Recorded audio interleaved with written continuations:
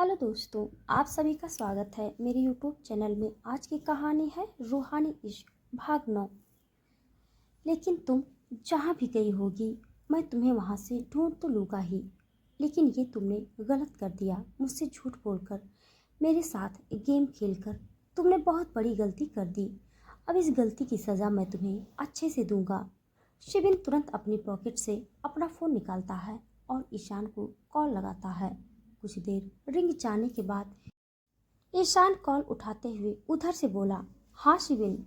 ईशान, एक बार घर पता करो कि राधिका घर है या नहीं, और मुझे तुरंत इन्फॉर्म करो। ठीक है, मैं अभी पता करके बताता हूँ, लेकिन बात क्या है, पहले तुम मुझे इन्फॉर्म करो। और यह कहकर शिविन कॉल कट कर देता है और वो इधर से उधर घूमते हुए शिविन की कॉल का वेट करता है। तभी कुछ देर बाद शिविन का फ़ोन बजता है। वो उसे उठाते हुए बोला, हाँ पता किया। हाँ शिविन, मैंने पता किया है, लेकिन राधिका घर पर नहीं है। वो तो सुबह ऑफिस के लिए ही निकली थी। हाँ ईशान, वो निकली तो ऑफिस के लिए ही थी, लेकिन वो ऑफिस तक आई नहीं है। उसने हमारे साथ गेम खेला है। वो ऑफिस न आकर और घर से ऑफिस के लिए निकलकर बीच में कहीं गायब हो चुकी है। तो तुम जल्दी से पता करो कि वो कहाँ गई है, क्योंकि उसने ऐसा करके बहुत बड़ी गलती कर दी है। ठीक है, तुम अपने गुस्से को शांत रखो। हो सकता है कि जैसा तुम सोच रहे हो वैसा नहीं हो। मैं राधिका को ढूंढ कर तुम्हें इन्फॉर्म करता हूँ। राधिका राधिका, तुम मुझे समझ नहीं पा रही हो। शिविन को पता चल चुका है कि राधिका ऑफिस में नहीं आई है, और उसने इस बात का भी अंदाज़ा लगा लिया था कि वह ज़रूर अपने घर गई होगी। लेकिन राधिका इस बात से अनजान थी। लेकिन राधिका को इस बात का अंदाज़ा नहीं था कि उसके इस कदम के बाद शिविन क्या फैसला लेगा, क्योंकि शिविन अभी शांत ज़रूर था, लेकिन यह तूफान आने से पहले की शांति थी जिससे हर कोई बेखबर था। रात का वक्त ईशान शिविन के कहने पर राधिका को हर जगह ढूंढ रहा था, जहां भी उन्हें लगा, लेकिन उसे राधिका कहीं नहीं मिली। ईशान अपनी कार को रोड के साइड में पार्क करके घर से बाहर निकलकर उसके सहारे खड़े होकर खुद से बोला, राधिका, तुमने ये बिल्कुल भी सही नहीं किया। अब तुम्हारा ये कदम तुम्हारे लिए भी और भी परेशानी बढ़ा देगा। अगर तुम मुझे मिल जाती तो शायद मैं कुछ कर पाता, लेकिन पता नहीं तुम कहाँ हो। और अब यह बात शिविन को पता चलेगी तो वो क्या रिएक्ट करेगा, पर मैं जानता हूँ कि वो कुछ बड़ा ही करेगा। वो वैसे ही तुमसे नफरत करता है, और अब तो उसे एक और वजह मिल गई है तुमसे बदला लेने की। ईशान यह सब सोच ही रहा था, तभी उसका ध्यान अपने फ़ोन पर जाता है। ईशान शिविन की कॉल को देखकर गहरी सांस लेता है और फ़ोन को उठाते हुए बोला, हाँ शिविन। ईशान, क्या तुम्हें राधिका मिली? नहीं, मैंने उसे हर जगह ढूंढ लिया जहाँ हो सकता था, लेकिन वो कहीं नहीं मिली। ना ही वो घर पर है और ना ही कहीं बाकी जगहों पर। शिविन ईशान की बात सुनकर गुस्से में आ जाता है। आखिर ये लड़की गई कहाँ पर है? दोबारा फिर किसी प्रॉब्लम में फंस जाएगी और उसके बाद मुझे ही उसे बचाना पड़ेगा। लेकिन अब की बार मैं ऐसा बिल्कुल नहीं करूँगा। मैं अभी घर जा रहा हूँ, तुम भी घर ही आओ। ठीक है, तुम शांत रहो, मैं भी घर आता हूँ। शिविन ईशान दोनों ही घर के लिए निकल जाते हैं। राधिका की जब आँख खुलती है तो देखती है कि रात हो चुकी है और वो सुबह से अपनी माँ की समाधि के पास ही बैठी हुई थी। ये देख वो तुरंत खड़ी होकर अपने आसपास देखते हुए बोली, रात हो चुकी है, मुझे पता तक नहीं चला, सुबह से यहीं बैठी हूँ। अगर यह बात शिविन को पता चल गई होगी कि मैं आज ऑफिस नहीं गई, तो पता नहीं वह मेरे साथ क्या करेगा। पर इस वक्त ये सब सोचने का वक्त नहीं है, क्योंकि मैं पहले इतने लेट हो चुकी हूँ। यहाँ से जाना चाहिए। राधिका एक बार पीछे मुड़कर धीरे से बोली, गुड नाइट माँ। शिविन चुपचाप हॉल में बैठा हुआ था। ये देखकर ईशान बोला, शिविन, क्या तुम कुछ नहीं करोगे? और अगर राधिका किसी मुसीबत में फंस गई तो? हमें उसे ढूंढने के लिए जाना चाहिए। वो जहाँ भी गई है अपनी मर्जी से गई है और आ भी जाएगी अपनी मर्जी से ही। उसके साथ क्या होता है इस बारे में मुझे कुछ नहीं फर्क पड़ता। वैसे भी उसे बहुत शौक है अकेले इस तरह से घूमने का, तो आने दो उसे खुद अकेले ही। वे दोनों बात कर ही रहे थे, तभी ईशान की नज़र राधिका पर पड़ती है, जो कहीं खोई हुई थी और धीरे धीरे अंदर की तरफ बढ़ रही थी। ईशान उसे देखते हुए खड़े होकर बोला, राधिका, कहाँ गई थी तुम बिना किसी को बताए? ईशान के मुंह से राधिका का नाम सुनकर शिविन तुरंत राधिका की तरफ देखता है। तभी राधिका उन दोनों के पास जाकर बिना उन्हें देखे बोली, मुझे माफ़ करना, मैं बिना किसी को बताए घर से बाहर गई। और ये कहकर वो चुपचाप अपने रूम में चली जाती है। राधिका की बात सुनकर ईशान और शिविन दोनों ही बड़ी हैरानी से राधिका को अपने रूम में जाता देख रहे थे। ये देख ईशान बोला, राधिका ऐसे बिहेव क्यों कर रही है? वो इतनी शांत क्यों थी? कहीं उसके साथ कुछ हुआ तो नहीं? क्योंकि उसे देखकर साफ नजर आ रहा था कि शायद वो अपने दर्द को छुपा रही हो और इसीलिए ज़्यादा बहस ना करके बजाय वो तुमसे माफ़ी मांग कर चली गई। तुम्हें क्या लगता है? लेकिन ईशान, मुझे ऐसा बिल्कुल भी नहीं लगता। ये सब उसका नाटक है ताकि हम सब सोचें कि हाँ, उसने मुझे माफ़ी मांग ली तो काम ख़त्म। लेकिन मुझे उसकी माफ़ी से कोई फ़र्क नहीं पड़ता क्योंकि अभी तक मैंने उसे इसकी सज़ा दी ही नहीं है। शिविन हल्की स्माइल करता है। तुम क्या करने वाले हो शिविन? देखो, मैं पहले ही कह रहा हूँ कि तुम शांत रहकर सोचो और यह बात इतनी भी बड़ी नहीं है जितना तुम उसे बना रहे हो। तो इसीलिए जो भी करना है सोच समझ कर करना और अपने ईगो को साइड में रखो। अच्छा ज्ञान देते हो तुम, पर मुझे इस वक्त इसकी ज़रूरत नहीं है। मुझे तुमसे एक काम है तो तुम उस पर ध्यान देना। कल शाम तक रघुवंशी मेंशन को अच्छे से डेकोरेट करवाने की जिम्मेदारी तुम्हारी है। बिल्कुल शानदार सजावट होनी चाहिए क्योंकि कल का दिन बहुत खास है। कल? लेकिन कल तो ऐसा कुछ भी नहीं है जिसके लिए डेकोरेशन करवानी पड़े, क्योंकि ऐसा तो नहीं हो सकता कि कल कुछ खास दिन हो और उसके बारे में तुम्हें पता हो और मुझे नहीं। हाँ, यह सच है कि तुम्हें इस बारे में नहीं पता है क्योंकि उस खास दिन के बारे में सिर्फ मुझे पता है। तुम्हारा काम है सिर्फ इस घर को अच्छे से डेकोरेट करवाना और सबको बता देना कि कल घर में एक फंक्शन है तो सब रेडी रहे। बाकी कौन सा स्पेशल दिन है यह तुम्हें कल पता ही लग जाएगा। और ये कहकर शिविन वहाँ से अपने रूम में चला जाता है। कहीं ये शिविन का कोई प्लान तो नहीं राधिका को दर्द पहुँचाने का। शिविन का रूम। मिस राधिका, कल का दिन तुम्हारे लिए तुम्हारी ज़िंदगी का शायद सबसे बुरा दिन होगा क्योंकि कल तुम्हारे साथ वो होगा जो तुमने अपने सपने में भी नहीं सोचा होगा। तो तैयार रहना कल के लिए। और यह कहकर शिविन हंसने लगता है। सुबह का वक्त। राधिका सुबह जल्दी उठकर घर का सारा काम खत्म कर देती है। राधिका रात में बिना डिनर किए सो गई थी, इसीलिए वो सुबह अपना सारा काम खत्म करके जल्दी ही नाश्ता कर लेती है। राधिका अपना सारा काम खत्म करके अपना काम करके वापस अपने रूम में ऑफिस के लिए रेडी होने के लिए चली जाती है। कुछ ही देर बाद शिविन भी हॉल में आ जाता है। वो न्यूज़पेपर पढ़ते हुए रमा जी से पूछता है, रमा जी, क्या राधिका अभी तक उठकर नहीं आई? वो तो कब की उठ चुकी है साहब, और उन्होंने घर का सारा काम खत्म करके और नाश्ता करके वो वापस अपने रूम में चली गई हैं। अच्छा ठीक है, फिर तो और क्या ईशान ने आप लोगों को बता दिया था कि आज घर में फंक्शन है? जी साहब, उन्होंने हमें बता दिया था। ठीक है, आप सभी अच्छे से काम देख लीजिएगा और तैयारी बिल्कुल एक शादी वाले घर की तरह होनी चाहिए और जो भी सामान शादी में चाहिए होती है दुल्हन के लिए उसे भी आपको रेडी करना है। शिविन के मुंह से शादी की बात सुनकर रमा थोड़ी हैरान हो जाती है। शादी? लेकिन साहब, शादी तो किसी की नहीं हमारे घर में। रमा जी, अगर मैं आपसे कह रहा हूँ कि शादी की तैयारी होनी है तो आप कीजिए। बाद में किसकी शादी होगी ये भी आपको पता चल ही जाएगा। और बाकी सभी सर्वेंट को भी इन्फॉर्म कर देना अच्छे से ताकि सब रेडी रहें। ठीक है साहब, हम सब तैयारी कर देंगे। शिविन वहाँ से चला जाता है। राधिका का रूम। राधिका रेडी होकर मिरर में अपने आप को देख रही थी। वो काफ़ी सीरियस लग रही थी। तभी उसकी नज़र दरवाजे पर खड़े शिविन पर पड़ती है जो उसे ही देख रहा था। तो मिस राधिका, कहाँ जाने की तैयारी है आपकी? ऑफिस। शिविन उसके रूम में एंटर करते हुए बोला, आज ऑफिस जाने की ज़रूरत नहीं है क्योंकि आज घर में शादी है। राधिका, जिसकी भी शादी है मुझे उससे फ़र्क नहीं पड़ता है। किसी मेरे अपने की नहीं है, इसीलिए मैं ऑफिस जा सकती हूँ। शिविन नोटिस करता है कि आज राधिका का बात करने का अंदाज कुछ अलग था। हर बार वो शिविन से गुस्से में बात करती थी, लेकिन आज वो बड़े ही शांति से जवाब दे रही थी। लेकिन शिविन इस बात को इग्नोर करता है।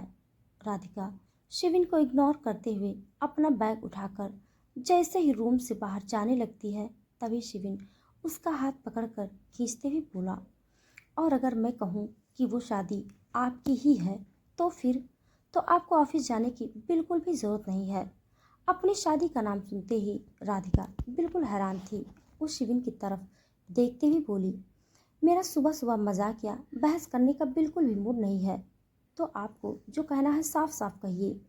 मैं तो साफ साफ ही कह रहा हूँ कि आपको आज ऑफिस नहीं जाना है, क्योंकि घर में शादी है, और अब ये भी बता दिया है कि वो शादी आपकी ही है। अब आप इसे नहीं समझ रही हैं। मेरी शादी? तो आप कह रहे हैं कि आज मेरी शादी होने वाली है, तो फिर इसके बारे में मुझे कैसे नहीं पता कि आज मेरी शादी है? हाँ, क्योंकि ये आपने नहीं, मैंने डिसाइड किया है। आज इस घर में शिविन रघुवंशी की शादी राधिका गुप्ता से होने वाली है। शिविन और अपनी शादी सुनकर राधिका के पैरों तले जमीन खिसक जाती है। एक पल के लिए तो उसे लगता है जैसे ये कोई बुरा सपना है, इसीलिए वो अपने हाथ पर पिंच करती है। ये देखकर शिविन उससे बोला, ये सपना नहीं बल्कि सच्चाई है। अब आप खुली आंखों से तो सपना देखने से रही। राधिका अपने हाथ को झटकते हुए गुस्से से बोली, ये क्या कह रहे हैं आप? दिमाग ठिकाने पर है या नहीं? मैं कोई कठपुतली नहीं हूँ, तो अपने ये ड्रामे बंद कीजिए। मेरी और आपकी शादी कैसे हो सकती है? और फिर मैं आपसे शादी क्यों करूँगी? और आप मुझसे शादी क्यों करना चाहते हैं? शादी तो ऐसे ही होगी जैसे सबकी होती है, और मैं आपसे शादी किसी मकसद के लिए कर रहा हूँ, क्योंकि प्यार तो मुझे आपसे नहीं है, और आपको ऐसा लग रहा है कि मैं आपसे शादी करने के लिए तैयार हो जाऊंगी। आपके कहने पर आपने सोच भी कैसे लिया कि मैं आपसे शादी करने के लिए तैयार हो जाऊंगी? भूल जाइए कि मेरी और आपकी शादी हो सकती है, लेकिन मैंने तो तुमसे पूछा ही नहीं कि तुम शादी करोगी या नहीं। मैंने तो सिर्फ तुमसे बताया है कि आज मेरी और तुम्हारी शादी होने वाली है, तो बस तुम्हें रेडी रहना है। तुम्हारा काम इतना है। आपका दिमाग ठिकाने पर तो है मिस्टर शिविन, जो आप सुबह सुबह ऐसी बातें कर रहे हैं?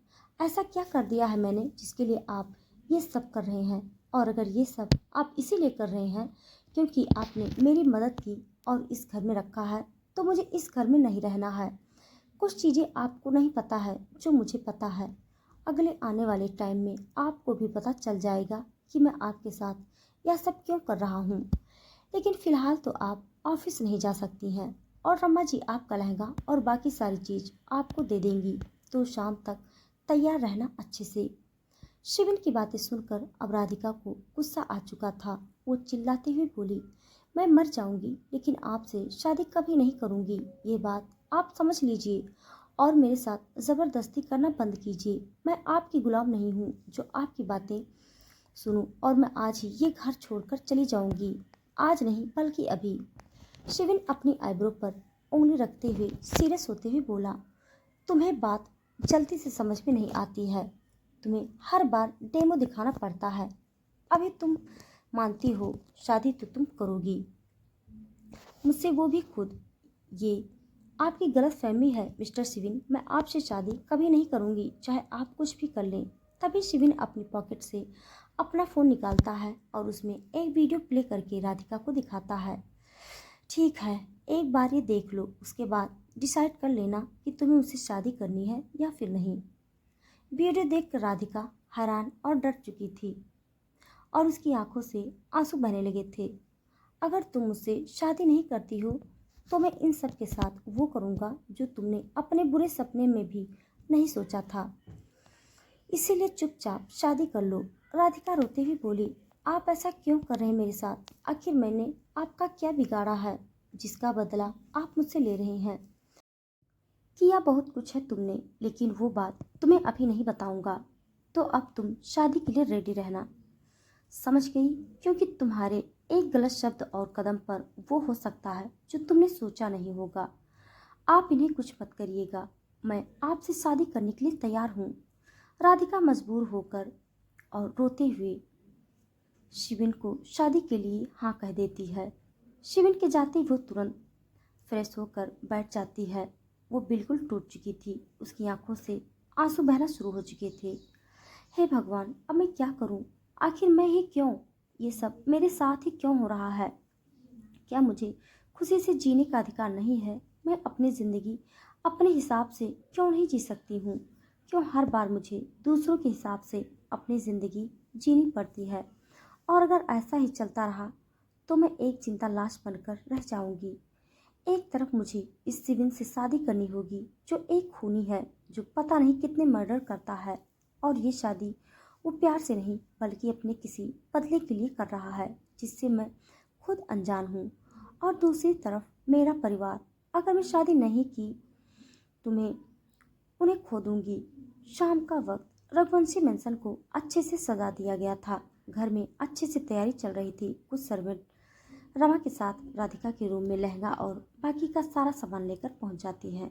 ये बात सिर्फ रमा ही जानती थी कि आज राधिका की शादी होने वाली है, पर इस बात का किसी को नहीं पता था कि उसकी शादी किससे होने वाली है। राधिका बालकनी में चुपचाप बैठी हुई थी। ये देख रमा सारा सामान राधिका के रूम में वापस रख कर नीचे आ जाती है। राधिका जैसे ही वापस अपने रूम में जाती है तो शादी के जोड़े को देखते हुए बोली, मैं शादी नहीं कर सकती। मैं अपनी फैमिली को बचा लूंगी, पर मैं ये शादी नहीं करूंगी। राधिका मिरर के सामने बैठकर अपने आप को देख रही थी। तभी शिविन अंदर रूम में आता है। शिविन शादी के लिए रेडी हो चुका था। शिविन आज काफी अलग लग रहा था क्योंकि उसने शादी के लिए इंडियन पारंपरिक कुर्ता पहना हुआ था, जिसमें वो काफी हैंडसम लग रहा था। आज उसका लुक हर रोज से बहुत अलग था। शिविन जैसे ही रूम में आता है तो देखता है कि राधिका अभी तक रेडी नहीं हुई थी। ये देखकर वो उससे जाकर बोला, तुम अभी तक रेडी क्यों नहीं हुई? मैंने तुमसे कहा था कि तुम्हारे पास सिर्फ शाम तक का वक्त है।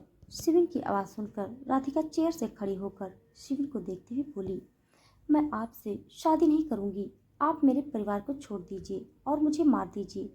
इससे आपका बदला भी खत्म हो जाएगा। तो तुम्हें अपने परिवार की कोई फिक्र नहीं है और मैं इतनी आसानी से अपने बदले को पूरा नहीं करता।